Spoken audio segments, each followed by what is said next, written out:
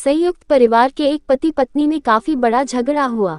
यह झगड़ा उन छोटे मोटे झगड़ों से ज्यादा गंभीर था जो हर पति पत्नी में सामान्यतः होता है, क्योंकि इस झगड़े में एक दूसरे की आलोचना करते करते बात इतनी बिगड़ गई थी कि पति पत्नी एक दूसरे से अब तलाक मांगने तक बातें करने लगे थे।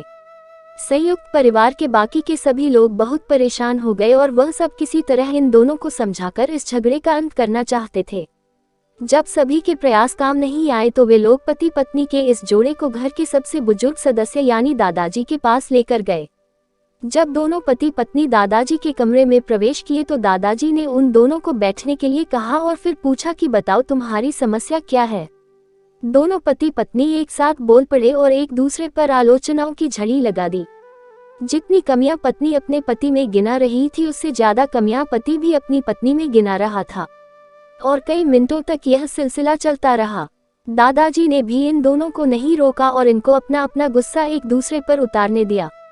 आखिर में जब दोनों एक दूसरे की बुराइयां करके थक गए और शांत हो गए तब दादाजी ने उन दोनों से कहा, अब दोनों एक दूसरे की कुछ अच्छाइयां बताओ। जब अच्छाई बताने का समय आया तब दोनों ही पति और पत्नी एकदम से चुप हो गए। शायद गुस्से में उन्हें कुछ याद नहीं आ रहा था या फिर गुस्से की वजह से ही वह एक दूसरे की अच्छाइयां बताना नहीं चाहते थे। दादाजी ने यह बात भी महसूस कर ली। पति पत्नी दोनों ने ही पेपर और पेन लिया और एक दूसरे से काफी दूर जाकर बैठ गए। थोड़ी देर तक ना पति ने कुछ लिखा ना पत्नी ने। फिर पति ने पेपर में कुछ लिखना शुरू किया। उसे देखकर पत्नी ने भी अपने पेपर में लिखना शुरू कर दिया। ऐसा लग रहा था जैसे दोनों एक दूसरे से कंपटीशन कर रहे हो। काफी समय तक दोनों ने पेपर में लिखा और जब पेपर लिखावट से भर गया तब दोनों ही अपना अपना पेपर लेकर दादाजी के पास उन्हें देने के लिए गए। दादाजी ने उन दोनों के ही पेपर लेने से मना कर दिया और कहा कि अपने अपने पेपर एक दूसरे को दे दो और अब एक दूसरे के पेपर पढ़ो। पति ने पत्नी को और पत्नी ने पति को अपना पेपर दे दिया।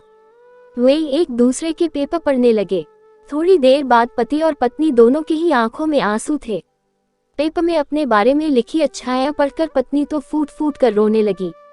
पत्नी को रोता देख पति उसे चुप कराने के लिए दौड़ पड़ा और माफी मांगते हुए उसे मनाने लगा। पत्नी ने भी पति की माफी मांगी और माहौल ऐसा हो गया जैसे कभी कोई झगड़ा हुआ ही नहीं था। दोस्तों, कमियां और खूबियां जगत के हर इंसान में होती है। अब हमारे ऊपर होता है कि हम कमियां देखकर अपने जीवन को नर्क बना ले या खूबियां देखकर अपने जीवन को स्वर्ग बना दें। थोड़ी देर तक जब कोई भी नहीं बोला तब दादाजी ने कहा, अच्छा ठीक है, यह लो पेपर और पेन और एक दूसरे की अच्छाइयां इसमें लिखो।